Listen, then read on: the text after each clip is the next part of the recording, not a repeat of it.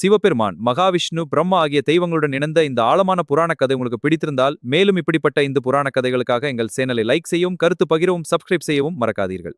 பிரபஞ்சத்தின் படைப்பாளியான பிரம்மா, அளவற்ற ஞானமும் படைப்புச் சக்தியும் கொண்டவராக உயர்ந்த நிலையில் இருந்தார்.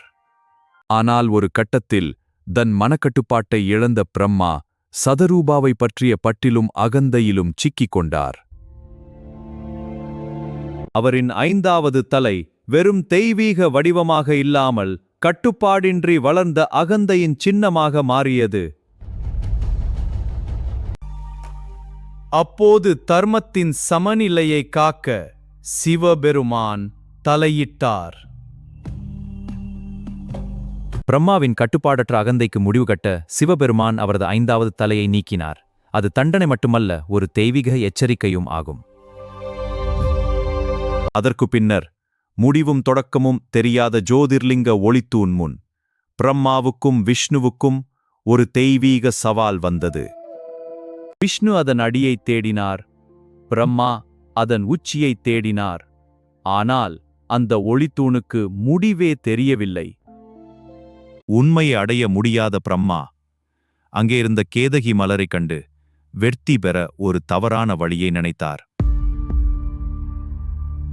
தான் உச்சியை கண்டதாகச் சொல்ல கேதகி மலரை சாட்சியாக கொண்டு பிரம்மா ஒரு பொய்யை உருவாக்கினார்.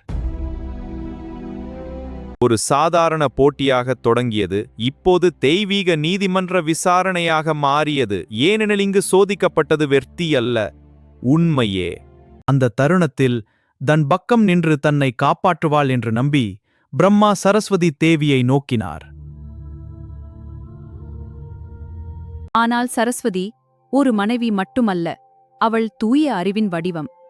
பொய்யை உண்மையாக்கும் சக்தி அவளிடம் இருந்தாலும் அதைச் செய்யும் மனமில்லை. தெய்வ சபையில் சரஸ்வதி அமைதியாக இருந்தாள். அந்த அமைதி பொய்யை ஆதரிக்காத ஞானத்தின் குரலாக மாறியது. அப்போது தீர்ப்பு வெளிவந்தது. பொய்யச் சொன்ன பிரம்மா உலகளாவிய வழிபாட்டை இழந்தார். தர்மத்திற்கு மேலே யாரும் இல்லை என்பதே அந்த சாபத்தின் அர்த்தம். இந்த கதையின் உண்மை இதுதான். அறிவு பொய்ய சேவித்தால் அது ஞானம் அல்ல.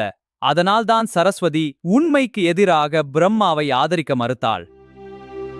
இன்றைய காலத்திலும் இந்த கதை ஒரு பெரிய உண்மையைச் சொல்கிறது. தகவல்கள் அதிகமாக இருந்தாலும் உண்மை அறிய நேர்மையான அறிவு தேவை. சரஸ்வதி தேவியின் இந்த உண்மை நிறைந்த கதை உங்களுக்கு பிடித்திருந்தால், மேலும் இப்படிப்பட்ட இந்து புராணக் கதைகளுக்காக எங்கள் சேனலை லைக் செய்யவும், கருத்து பகிரவும், சப்ஸ்கிரைப் செய்யவும் மறக்காதீர்கள்.